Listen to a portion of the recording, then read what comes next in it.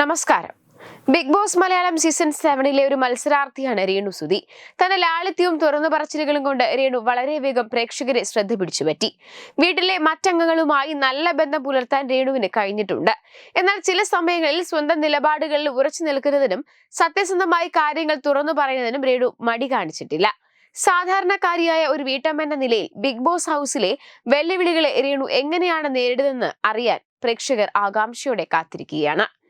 എന്നാൽ സോഷ്യൽ മീഡിയയിൽ ഇതിനോടകം തന്നെ നിരവധി ഹേറ്റേഴ്സിന് നേരിട്ടുള്ള ഒരു വ്യക്തി കൂടെയാണ് രേണു. ബിഗ് ബോസിലും ഏകദേശം ഇത് തന്നെയാണ് അവസ്ഥയെന്ന് അവകാശപ്പെടുന്നവരും ഉണ്ട്.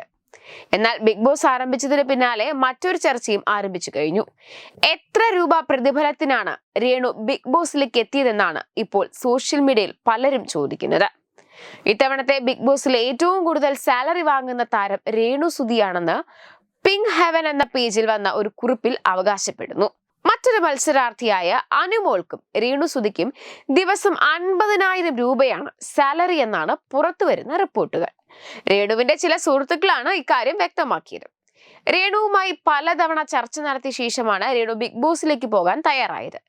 കരിയറിൽ വലിയൊരു കുതിച്ചുചാട്ടം നടത്തി നിൽക്കുന്ന രേണു ബിഗ് ബോസിനായി 100 ദിവസങ്ങൾ മാറി നിൽക്കുന്നത് കരിയറിനെ ബാധിക്കാൻ സാധ്യതയുണ്ട്. അതുകൊണ്ട് തന്നെ ആദ്യം രേണു തയ്യാറായില്ല.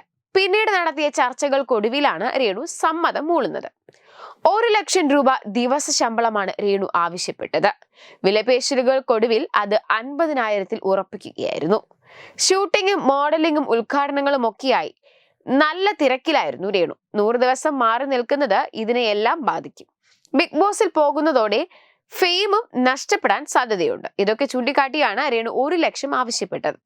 രേണുവിന്റെ ലക്ഷക്കണക്കിന് വരുന്ന ആരാധകരെയും വിമർശകരെയും ബിഗ് ബോസിന്റെ വരിക്കാരാക്കുക എന്ന ലക്ഷ്യത്തോടെയാണ് അധികൃതർ ഇത്രയും വലിയ തുക നൽകി രേണുവിനെ ബിഗ് ബോസിലേക്ക് കൊണ്ടുപോയത്.